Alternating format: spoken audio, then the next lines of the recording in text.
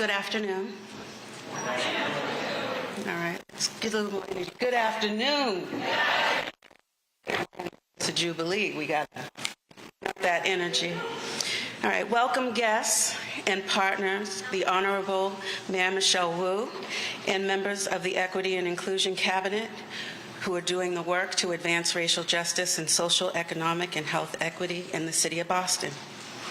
On behalf of the Museum of African American History, staff, and board members, we are honored and delighted to host this special event.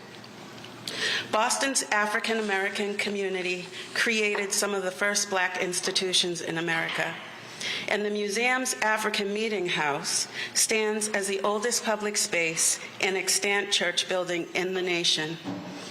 Built in 1806 by the free Black community that once resided on Beacon Hill, which was considered at the time and can be considered today a revolutionary act. To the left of you is the A.B.O. Smith School, the first public school building in the nation for Black students. This building has been a gathering place for the people, organizations, and events that became the backbone of the abolition and anti-slavery and education movements, as well as the Underground Railroad network in the Northeast. The museum has been educating visitors from around the country and across the world and preserving these spaces for more than 70 years.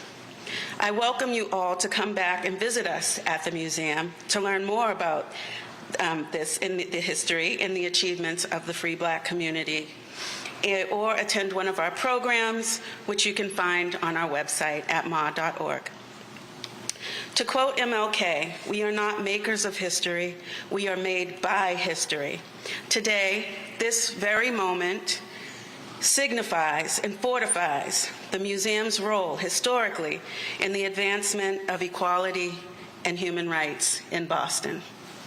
With that, I'd like to introduce the Honorable Mayor Michelle Wu.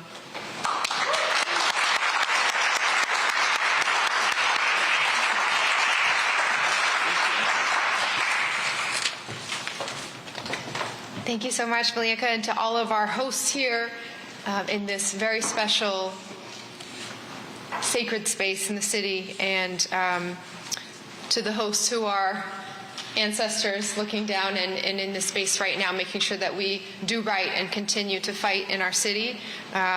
We are here to take a step forward. I want to thank everyone for joining us here at the African Meeting House, birthplace of the New England Anti-Slavery Society, and for being part of today's announcement. I want to recognize that there are many colleagues from government surrounding and with us, some elected colleagues who are in the room. State Representative Brandy Fluker-Oakley, thank you for your leadership and partnership. City Councilor Kenzie Bach, thank you for your leadership and partnership at the city level. Let's see if I missed anyone. And thank you to the many hands who have, over decades and generations, laid a foundation so that this city could walk the walk that we are about to embark on starting today. The City Council especially has been instrumental to this conversation in recent months and years. Oh, speaking of, another colleague walked in the room. Welcome, and thank you, City Councilor Ricardo Arroyo. This was a conversation that began decades ago, and one that has its roots in our earliest history. Our Commonwealth was just a colony.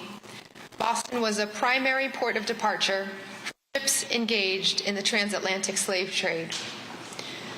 Yesterday, we learned that parishioners at the First Church in Roxbury, after research that they have undertaken, learned that parishioners enslaved at least 58 people as early as 1631, just a year after Boston was first founded as a town.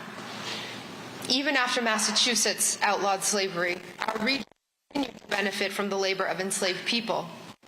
That legacy formed deep, painful, and lasting systems of exclusion and inequity that persist to this day.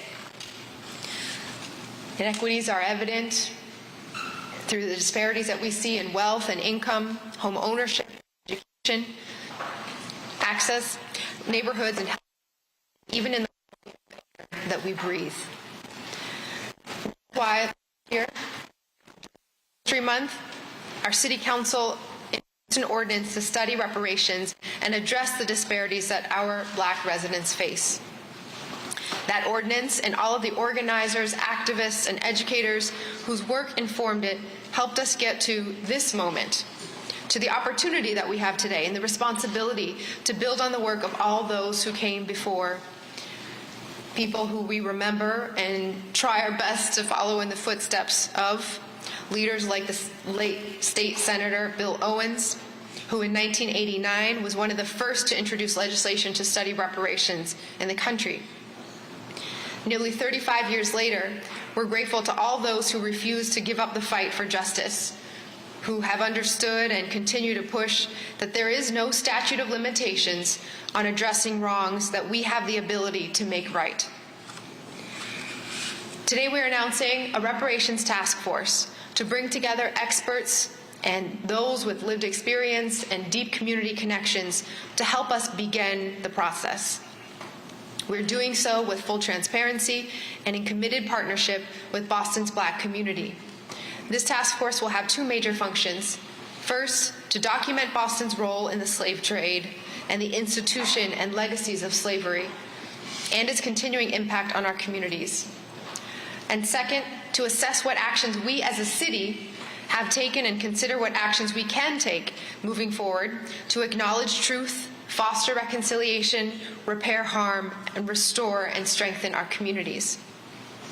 This conversation has been generations in the making, and we are appointing a multi-generational task force to reflect the full breadth of that history and struggle. And so you'll hear from a few of the members shortly, but I want to just quickly introduce just a brief snippet of their long and deep experience in our communities and that they bring to this work. Joseph Feaster. Mr. Feaster will serve as chair of the Reparations Task Force.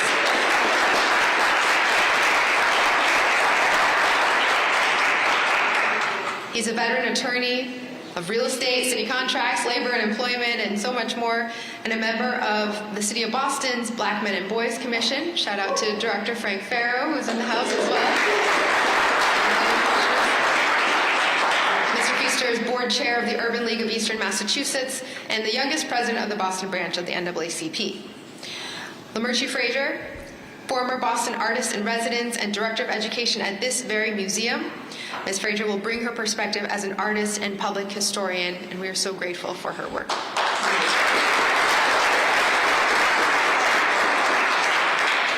George Chip Greenidge, Jr. has long been a pillar of Boston's Black community and traces his roots and his family's roots in our city back to the 1800s.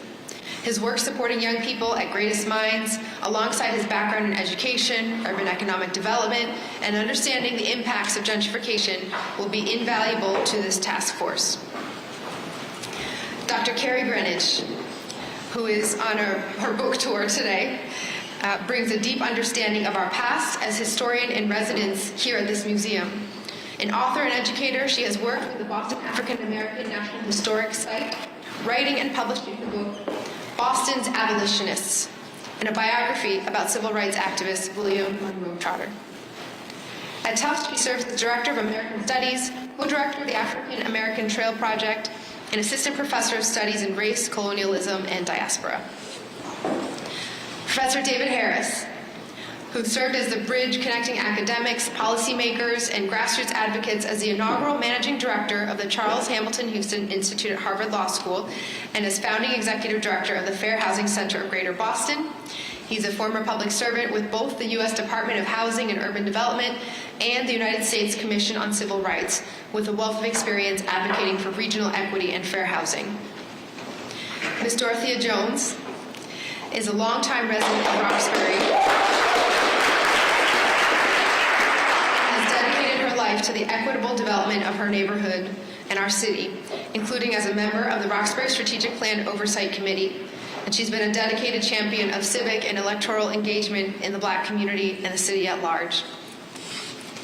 Ms. Carrie Mays, who you'll hear from shortly, BPS alum. Where is Carrie? Oh, okay. I don't see Carrie. Okay. I will make sure that we read her bio too, and she's on her way. BPS alumna and student at UMass Boston, who's been a youth organizer and advocate for years, calling for accountability and organizing for justice across our city and state. She's organized one of the Commonwealth's largest marches against police violence and has been a longtime leader at teen empowerment, and her perspective will help us envision a more just future for all of us, as she's already been doing across so many spaces in the city. Natisha Mills, as program manager,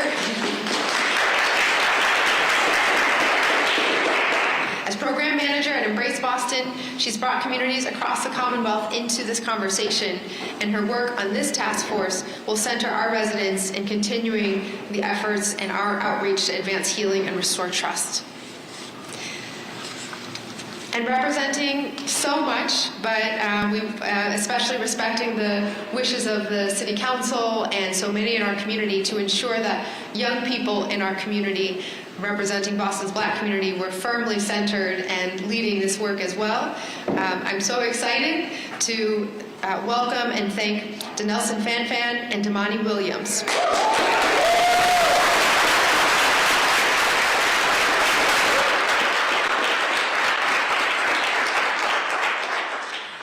Student athletes at the Burke High School, where they play basketball together, and want you all to know that they won the game last night.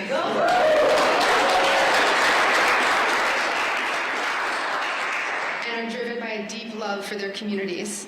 Denelson comes from a family passionate about social justice and lives by his grandmother's wisdom that you don't need money to make a difference. You can do that right here, right now. And Damani has a keen interest in history and how it informs our circumstances and actions today. And I just want to recognize that both of these incredible young leaders were recommended and highlighted by multiple of their peers and educators as representatives of our school community and of this generation that we wanted to make sure are leading this conversation. Thank you for being with us.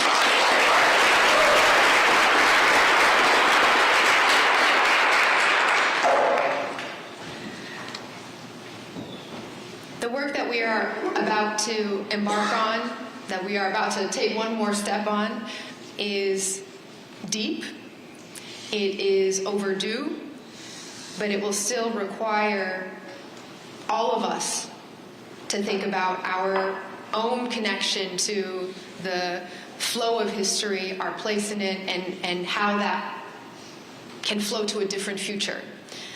We wanted to do this work partnering with our colleagues at the city level, at the state level, at the federal level, in ensuring that we're centering the faces of our community, of our neighbors, and the stories lived, professional, built from past, present, and future.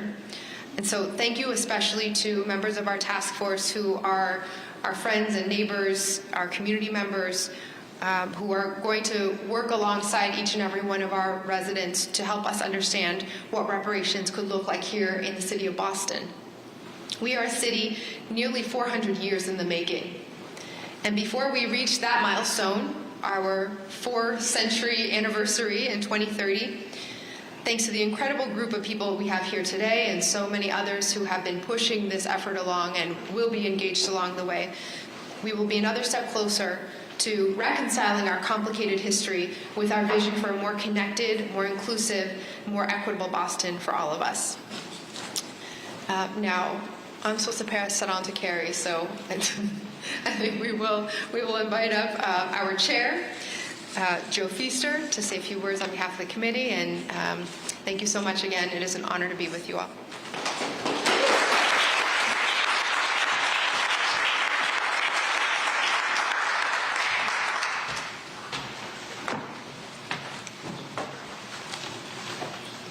Thank you very much, Madam Mayor. Good afternoon, everyone. Good afternoon. Now I'm a Baptist. Good afternoon, everyone. Good afternoon. Thank you very much. I want to say thank you to my mayor.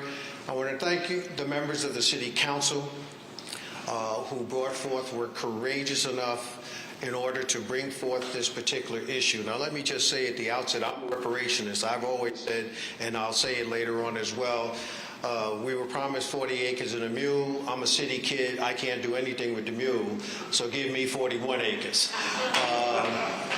But nonetheless, on a more serious note, I stand here and I can feel our ancestors in this particular room.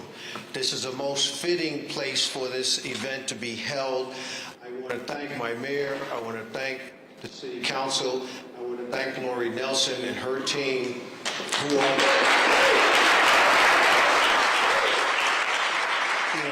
for putting this together, and I certainly am honored to chair such an august body of persons who are serving with me on the committee, on the task force. I ask for all of the task force members to please stand and be recognized. I want the media to know who you are. Please stand, face the media, please.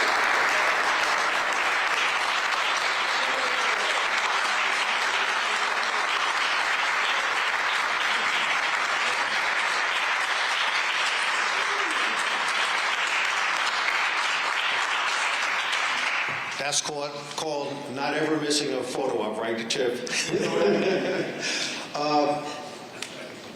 As I said, I can feel in this room the reverberation of the hands of my ancestors on all of us. This is definitely a task that is long in coming. And the reality is that there are some, and there was a recent article written about reparations, which was saying that this wasn't an appropriate approach for one to undertake. And I simply, because there are better historians in this room, but I'm on the elder end of the team that we've talked about. So I've been around for a while. I've been involved. I've been a past president of the Boston branch of the NAACP, as the mayor mentioned, and chair the Urban League of Eastern Massachusetts, and been involved in the community for all the 57 years that I've been here in Boston. And that's not to say I'm 57 years old, folks. But the point is that we have a history that my ancestors didn't come here voluntarily. They came here not as indentured servants, as folks from European countries came here and were able to start a living, build their farms, to deal within the commerce. My ancestors were brought here as slaves, and they were unpaid. They were not given. They were not given the types of resources, and when they sought to exact what they so rightfully deserved, they were beaten, tortured, or killed. And then at some point in time, as the history of these United States, one tried to make some form of reparations. My ancestors were offered 40 acres and a mule. Well, that debt was never paid. So for those who say, and I'm willing to debate, that's what we lawyers do, those who may speak counter to this, and I'll just simply say in a way for those in commerce understand. I liken what we're doing today and the discussion which I and my task force members will be discussing over the next couple of months. I liken it to a mortgage loan. And I liken it to a mortgage loan because if, for instance, the original debtor passes away, I've never seen a lender say that the debt is no longer owed. They say that the estate is responsible for paying that debt, and that's what we're talking about here with this committee. Thank you very much.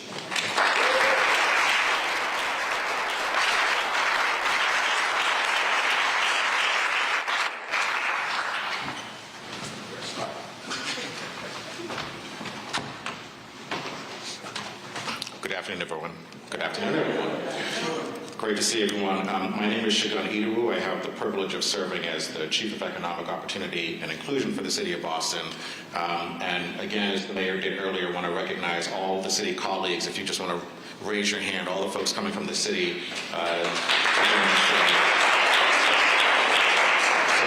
as we wait for Carrie to join us to deliver some perspectives on behalf of the young people that are serving on this task force, downstairs right now in a red coat, you'll probably see her when you came up, or you'll see her on your way out, is a young woman named Frances Lawson, who's my grandmother.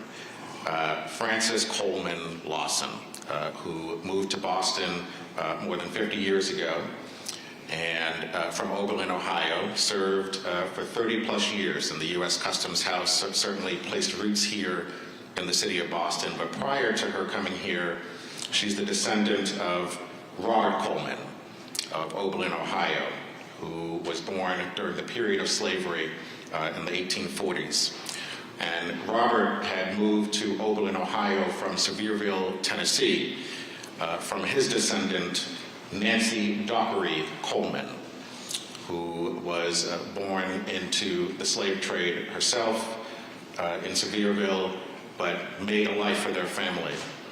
And she was here via Isaac Dockery and Charlotte Lottie Thomas. Isaac was born a freeman in North Carolina, met Charlotte Lottie Thomas, and they moved their family, but Isaac was a famous brick mason, business owner, and in Cervera, Tennessee, if you go there today, most of the buildings that have been around since the mid-1800s were built with the bricks that Isaac Dockery made. But before Isaac and Charlotte moved their family, Charlotte lived on a plantation owned by Henry Thomas, where Mary Thomas, who had the name of her slave owner, had Charlotte. And I take the few minutes to go through this long lineage, not to point out that the great-great-great-great-grandson of Mary Thomas now sits over the economy of the city of Boston, but the fact that there are folks who always say that slavery was so long ago, and I only went back 2 names of people, and so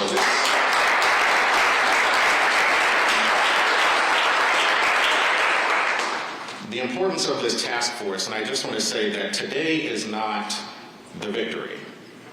Today we're merely announcing that a group of committed Bostonians are coming together to put together a study and a report of the role that Boston, Massachusetts played in a nationwide institution, an institution whose legacy still impacts Black Americans, not just across this country, but across the world.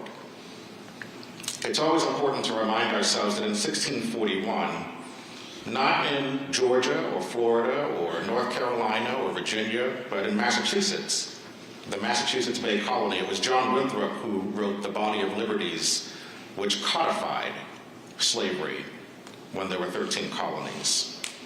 And so for almost 200 years, the spirit of Massachusetts truly was the spirit of America, a state which lobbied for, which built the boats, which hired the crewmen, that allowed this institution to continue. As Attorney Feaster said, in 1863 and 1865, when African Americans were so-called liberated, they promised us 40 acres and a mule, and we ain't seen either one of them. But the work of this task force is, again, to study the role that we played and to, through community education and engagement, to determine how this city moves forward as part of a larger national conversation. This is not just about Boston. But what we do know is that what happens here in Boston will reverberate across this country, much like when in 1641 Massachusetts made a decision, it reverberated across this country. So we know what we do here is important because it will outlast us all. Finally, I'll just say, today we are honoring the legacy of a heroic people who were beaten up but not beaten down, a people who were raped but still had their virtue, a group of people who were stripped of their freedom but clothed with dignity, who were wiped out but would not be destroyed. And so no pressure, but this task force has a serious and important role and task ahead of itself. Because again, what we do today, that's it, what this task force comes up with. There is no revisiting reparations. This is one of the most important tasks that any commission or task force that the city of Boston has put together will carry forth.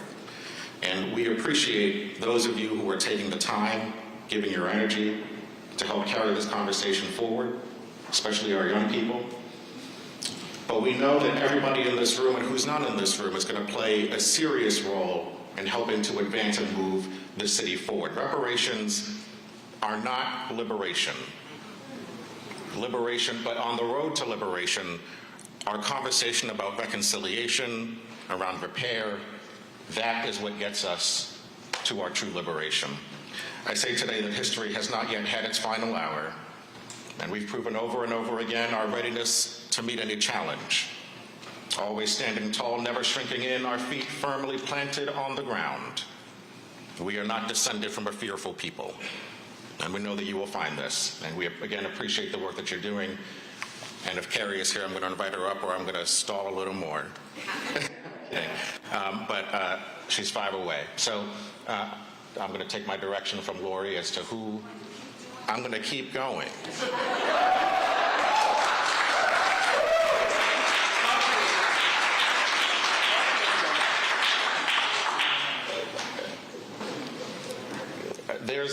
I'm actually, as I've been thinking about our press conference today, I've been reminded of, there's a quote from, Dr. King was mentioned earlier last week at our Black History Month celebration. I quoted his letter from a Birmingham jail where he said that if the inexpressible cruelties of slavery could not stop us, then the opposition we now face will surely fail. But in 1967, because a lot of times when we talk about Martin King or really about Black history in general, it's a very Christmassy version. And I'm grateful that we're talking about this task force in a period or a Black History Month theme of resistance. Because again, every moment that Black people spend living and pushing and fighting is resistance. But I think of what Dr. King said in 1967 before a group of Atlantans who were depressed and downtrodden in that moment, where at that time he was still considered one of the most hated individuals in the United States of America. Though we celebrate him today, it's important to remember that 70% of this country hated him. But in the midst of all that, he looked at the crowd of witnesses in front of him and said that we shall overcome. Deep in my heart, I do believe that we shall overcome. He said, I go on with students and others behind jail bars singing it, that we shall overcome. Sometimes we've had tears in our eyes when we joined together to sing it, but we still decided to sing it, we shall overcome. And I'll tell you why. We shall overcome because the arc of the moral universe is long, but it bends toward justice. We shall overcome because Carlyle is right, no lie can live forever. We shall overcome because James Russell Lowell is right. The truth forever on the scaffold, wrong forever on the throne. Yet that scaffold sways the future. Behind the dim unknown standeth God within the shadows, keeping watch above his own. And he said, we shall overcome because the Bible is right. You shall reap what you sow. Isn't that right, Pastor? We shall overcome. Deep in my heart, I do believe that we shall overcome. And with this faith, we will go out and adjourn the councils of despair and bring new light into the dark chambers of pessimism. And we will go on and rise from the fatigue of despair to the buoyancy of hope, and that this will be a great America, and I say that this will be a greater Boston because of our people that have come together.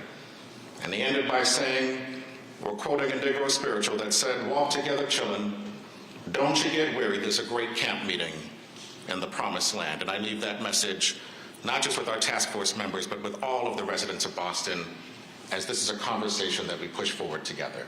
Thank you all.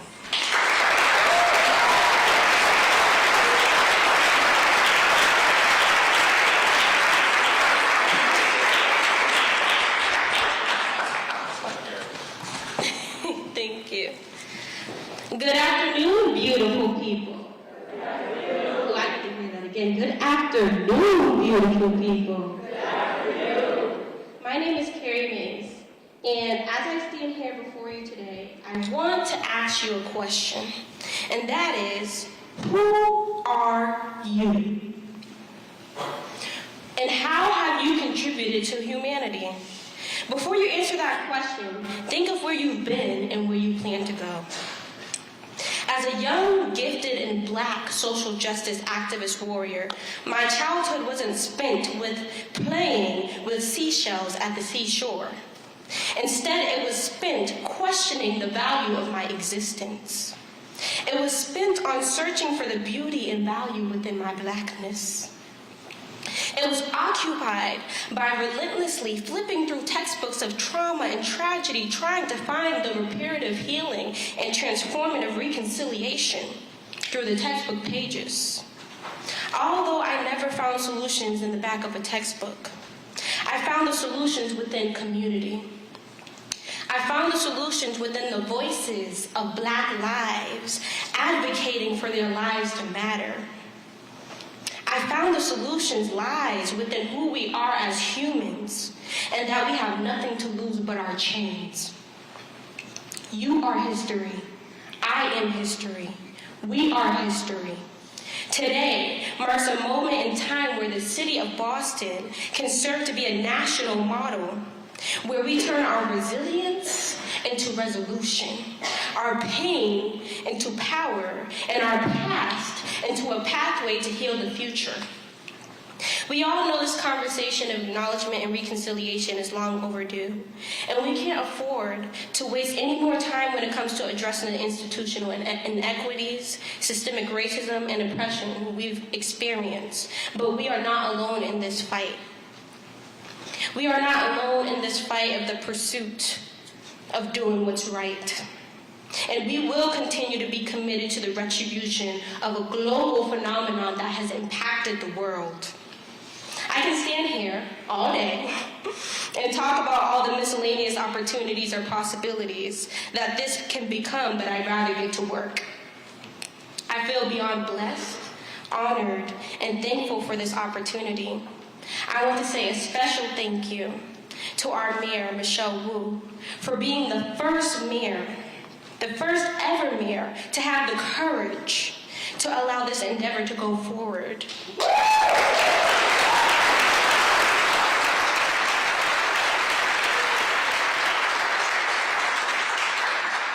And as you know, we as the people have been trying to get many mayors for decades to be able to do this.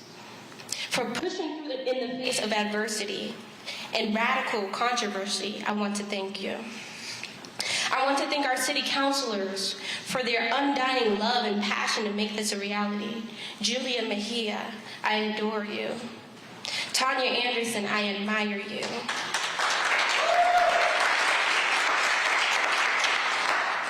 Ricardo Arroyo, I appreciate you. Kenzie Bach, Brian, I mean all of the councils for voting unanimously on it, and that doesn't happen often. I want to thank all of the community organizers and grassroots organizations. I want to shout out the activists who have been doing this work for a long time, my friends and partners in the fight for social justice. You are not forgotten. Most importantly, I want to thank my elders who have paved the way for me, and most of all, my ancestors, as I am a descendant of slavery myself.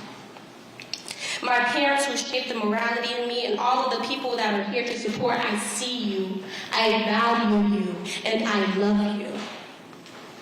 This is not the end, but rather a continuation of a protracted struggle, as one of my professors, Vandermeer, used to say.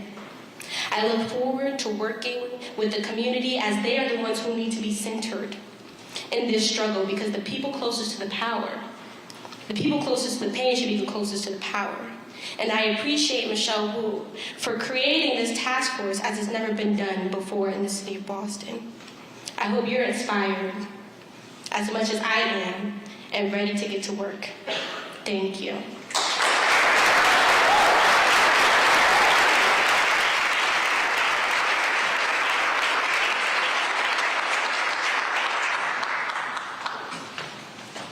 I'm not giving another speech, don't worry. Carrie actually mentioned by name the counselors that helped to sponsor this, and as Attorney Feaster again said, had the courage to push this through and make sure that we are here today. And so I want to invite the District 7 City Councilor, Tanya Fernanch Anderson, who's one of the co-sponsors of, yes, Councilor, up to the podium to share a few remarks.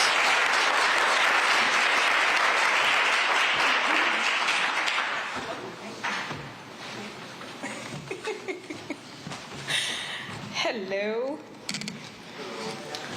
Peace and love, everybody. Whenever I get called onto these things, I act like I'm surprised first. Of course, the first thing is, who, me? And the whole time, I have anxiety because I'm actually an introvert, so that's why I'm breathing hard. So before I get to the mic, my heart is actually beating, and I know I'm going to be called. So I have to laugh about it. Hopefully, this helps me with what I have to say. I'm not going to call on to names because we don't have enough time to appreciate all of the people that's paved the way for me, just a speck on the leaf somewhere, to be on the stage to speak to you. I didn't do much but be held responsible to push a thing and to advocate for our people. I, too, like my sister Carrie, am a descendant of slaves. My people were left behind on the archipelago of Cape Verde. Directly, you cannot speak about this issue without talking about this tiny little country on the west coast of Africa. When I got to America, I went straight to the projects and eventually worked in human services. I tell the story all the time because for me, the timeline is important. So let's go backwards. From here, city council, undocumented, homeless, the projects, west coast of Africa, hunger, slavery. Let's talk about the African American people and what that means for me. The African American people, and just today I was talking about it, I said, here's the thing. It's not that I have to tell you about race. I can't start a conversation by telling you I don't see race. I see color. I see black people, I see white people, I see Asians, and I see Latinos or Latinx. I see Native Americans, I see everyone. I see indigenous people all over the world. The thing is, I have to be able to be okay with telling you the colors and you be okay with you, however delicate you are, not ready for having that conversation, but here we are. Can I see you and can you see me and be okay with that? And in this process, here we are, the African American people who've gone through redlining, Jim Crow, mass incarceration, segregation, and now Boston politics. And the reason why I say now Boston politics, because yes, we are still one of the most racist cities systemically in the country. We are fortunate, of course, to have a mayor, a woman of color, who every day has to struggle between Councilor Anderson, who's fighting for D7, and all of everybody else fighting for their policies, and everybody, all the liberals and all the progressives and all the contrived issues in Boston, and yet trying to make progress. Then we get to reparations. Still the African Americans holding everybody in their hands, in their bosoms, nurturing us, paving the way, allowing us to make space, giving us the opportunity, their culture, their love, their homes, their food, and their bread. The issue is that the bread, the loaf, is not big enough.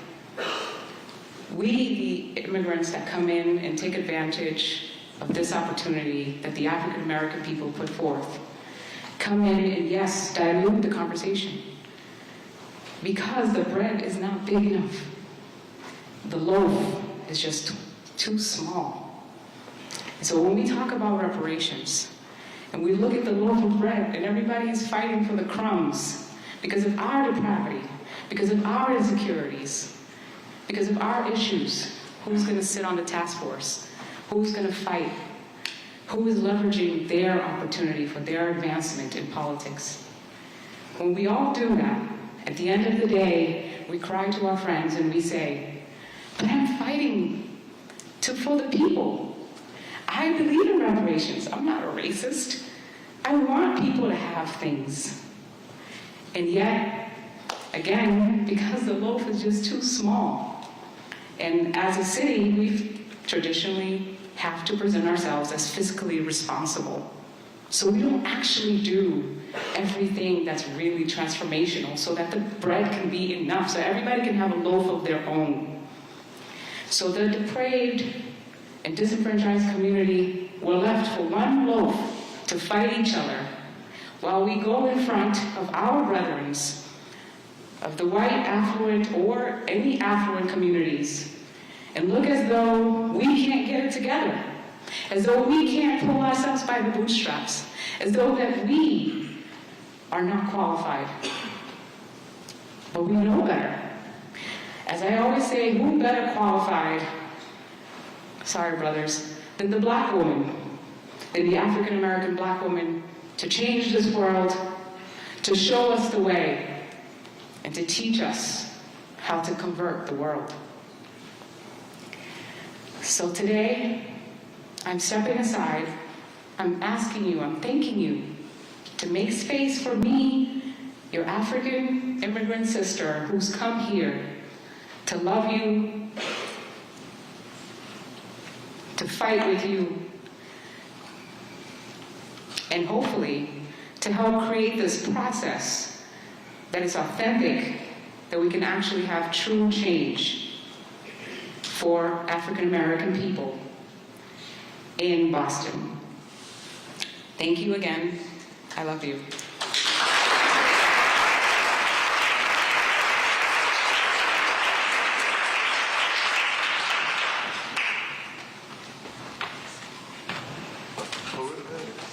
Hello again. I want to acknowledge Representative Saldi Domenico who's here, I see Representative Montano who's here, Rasan Hall, Bishop Dickerson, etc. I want to thank you all for celebrating with, and Representative Worrell who's here. I'm going to invite Councilor Ricardo Arroyo to come share a few remarks on this as well.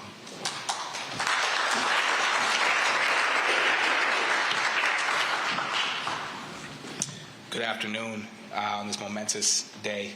I want to begin by thanking folks who were instrumental in the formulation and the completion of this project, of getting this to the mayor's desk. And so I know that I personally leaned on Yvette Modestine, Dr. Jimadara Kamara, Tanisha Sullivan from the NAACP, Councilor Mejia, Councilor Anderson, Councilor Worrell, in advancing incredibly important work. I want to thank the mayor for taking this on, something that is frankly unthinkable, the progress that we've made and the amount of time that we've made, that this is an initiative that the city of Boston is now spearheading, one of the first in the country to do that. And I think that deserves praise.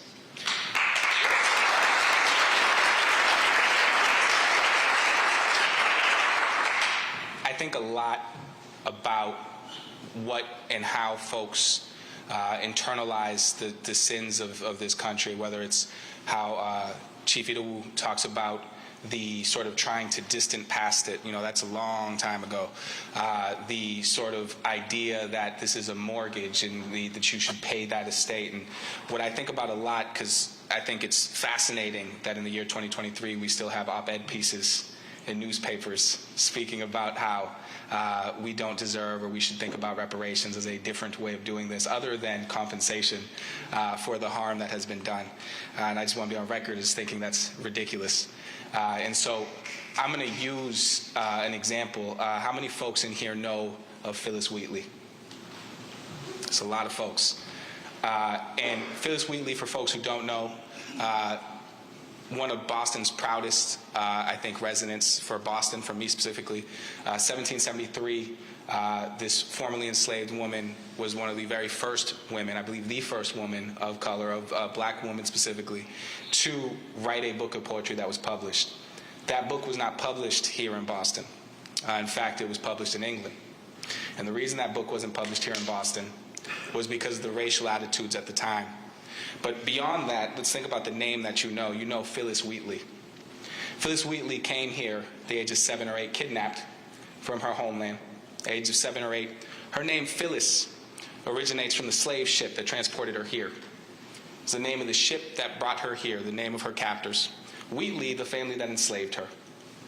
You are talking about an individual whose name was taken from her, who was stolen from her, who is known today under a name that she did not choose. I can't tell you what Phyllis Wheatley's true name is. That's lost to history. I can't tell you who she was related to. I can't tell you who her family members were. I can tell you she died impoverished in this city. I can tell you that. And so when we talk about the historical harms, the Wheatleys, the people who purchased individuals, who enslaved them, who generated wealth and income off of that, it's only right that our government plays a role in reversing the harm that our government enabled, that our government profited from. The city of Boston profited from taxes off that trade. They profited from taxes off of the goods that were created and produced. They profited in numerous ways, just like the state of Massachusetts did, just like this country has over generations. That is a debt that has never even begun to be repaid. And so when we talk about this, for me, this is momentous because this is a chance for justice. Justice that Phyllis Wheatley never saw in her lifetime. Justice that descendants of slaves and enslaved people in this country have never seen in their lifetime. To equate the way in which that op-ed did social services as reparations, as a reparation for the harm that was specifically done to African Americans in this country based on their race, based on a caste system based on race, that was enabled and fueled by our government, that was profited upon by our government, our institutions, is a joke. And what I know we are doing here today as a city is moving us forward towards actual justice, towards true justice, a reparative act, an act to restore, an act to make whole, that is healing, that is just, that is good. That is what I want our Boston to be working for, and I'm grateful to Mayor Michelle Wu for moving us in that direction and for having the courage to take on op-eds like that, feelings like that, things that are not rooted in what is just, not rooted in what is good. To the folks who have taken on this responsibility, I'm honored that you have. This is a weight that is heavy, that I personally could not envision the weight of trying to explain or explicitly lay out the route and the route to actually creating that wholeness. And I'm grateful to you all, and I'm honored by you and your courage in the ways in which you are putting yourself into this place, into this space. As Chief Idowu has said, we have a shot at this. We have a shot of doing this right. And that rests on your shoulders, that rests on the city's shoulders. And you have my commitment. I'm certain we have the mayor's commitment to making sure that what comes from this commission is just as good, as fair, and is true. And so thank you to you all. I thank the city for understanding their responsibility to this. I thank our individual residents who understand their responsibility to this, to true justice in its truest form, which is reparations. Thank you.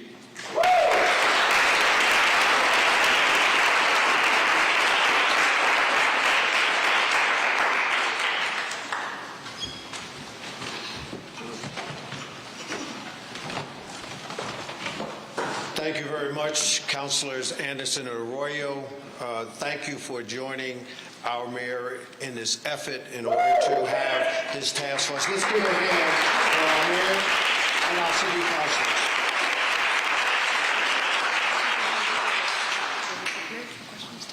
Yes. Can I ask the members of the task force to line up here if they would?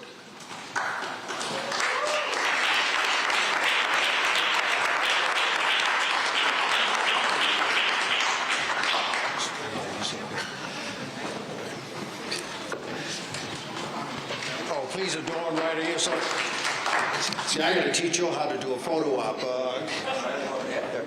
Yes, you can come right here. Madam Mayor, why don't you come right here? Okay. All right. This is the moment where, if there are, particularly from the media, if you have any questions, we're prepared to take any questions from you. Hi, I'm Scott with Boston Soil. I've been following this as a Black person. This has a lot of significance, so thanks for the work that y'all are taking on. The first thing that I was wondering was, will members of the task force be compensated for their labor, and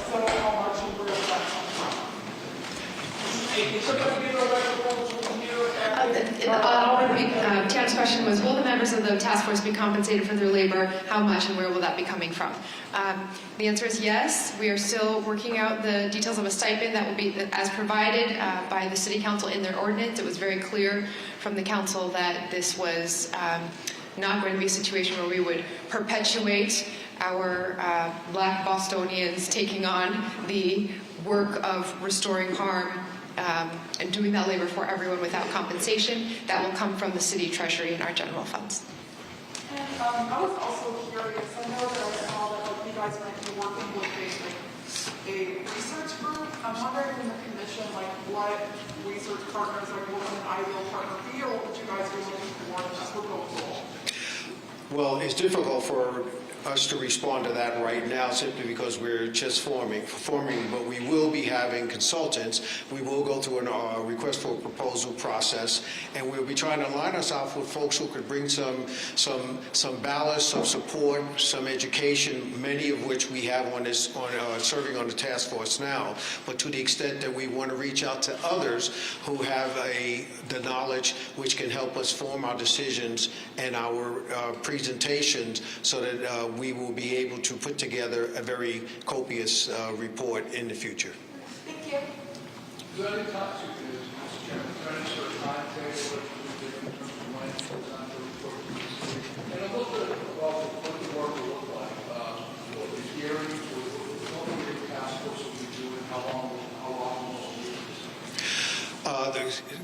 Excellent question. The question is, in terms of what will we be doing, how long will the task force be in existence, and what will be inclusive in its report, and the process that we will use to gather our information. The length of time, I'll simply say on the part of the task force, is until the job is done. The process for how we will deliberate and gather information will not only be drawing from the expertise of the group that has been assembled here and appointed by the mayor to serve on the task force, but our outreach, as the previous questioner asked, drawing on the experience of others outside of the task force who have certain types of expertise. And lastly, as you heard what Carrie said, we want to make sure that we're grounded in the community.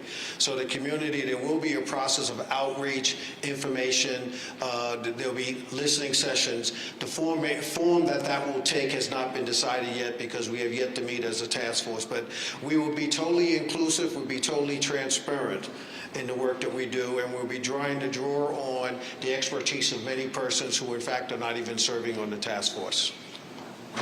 How will you create a multifaceted version of reparations in terms of allowing it to be in many different aspects of the ramifications of systematic injustices? There's a psychological aspect, there's a social aspect, there are ramifications from this phenomenon, right? So how is that going to take place? Well, again, I don't want to stand here and to say to you that I have all of the answers and the ways in which we will accomplish that. I certainly have my own opinion on that. But I can say to you that all of what you've just stated will be considered as a process, because what we want is a thorough, transparent, in-depth analysis of the issue.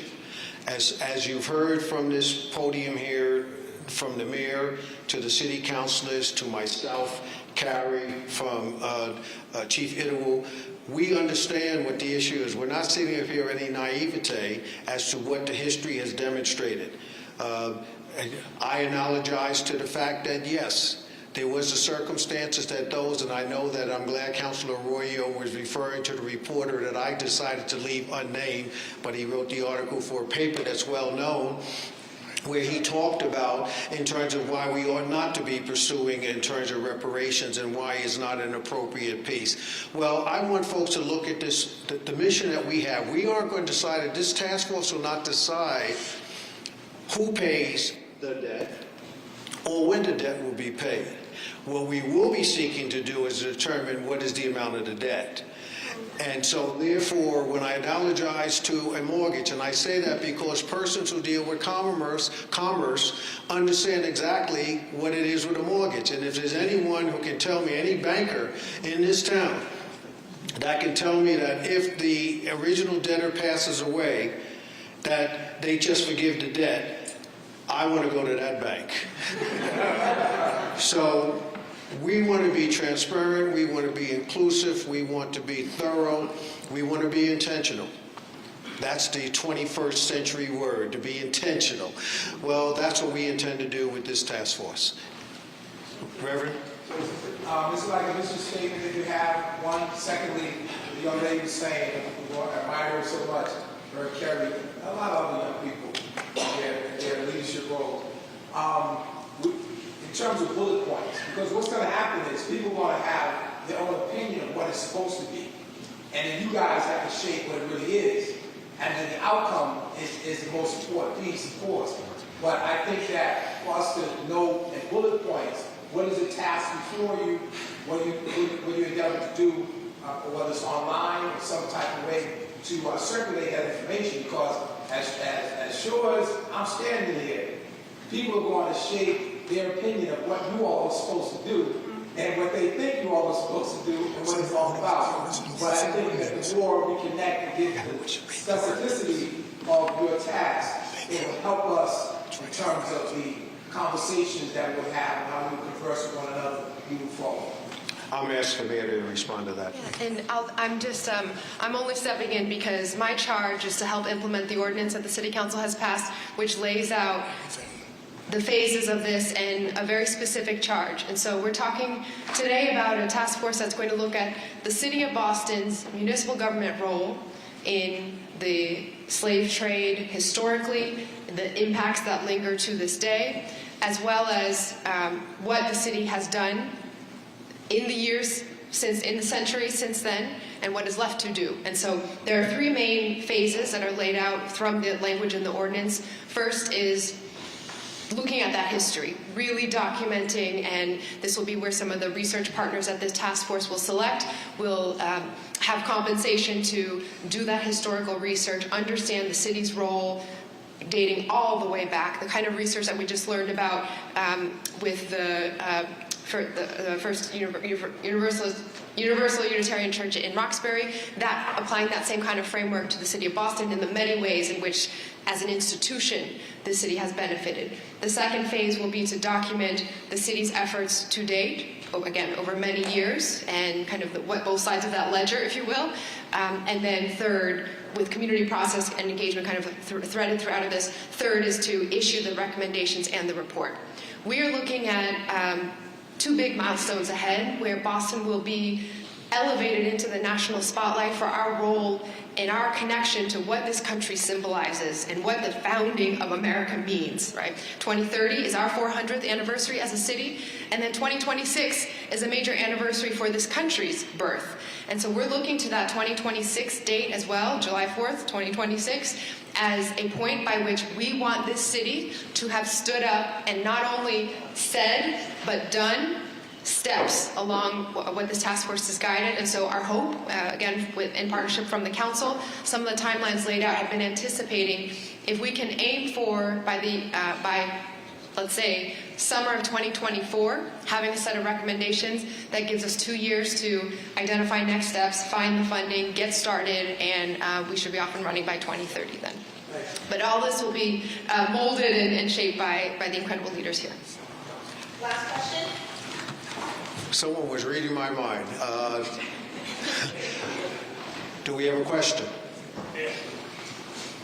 There are many efforts already set up to engage with private entities or civilians who want to help this effort without crowding the plate. There's a lot of work to be done. A lot of people have different opinions, but I'm pretty sure using Boston citizens, right, to help get this work done without them actually being in the rooms around the rooms.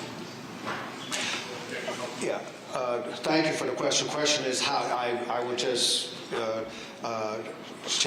frame it this way: how will we include citizens who in this process, in essence? And the answer to that is yes. How that process will be done, we'll definitely work with Lori Nelson and her team. have a discussion amongst us here on the task force on how we can do that. But as you've heard from the mayor, you've heard from me, you've heard from Carrie, you've heard from others, we plan to be inclusive. Now, how do we accomplish that? That's the process, and we'll be looking for Lori Nelson and her team to help guide us in that. Thank you very much for coming today. Thank all of you who have supported this particular effort. Once again, thank Mayor Michelle Rule. Thank all of our city councilors for putting forth this ordinance. And thank you very much for all of you who have joined us today. Thank you to my fellow taxpayers.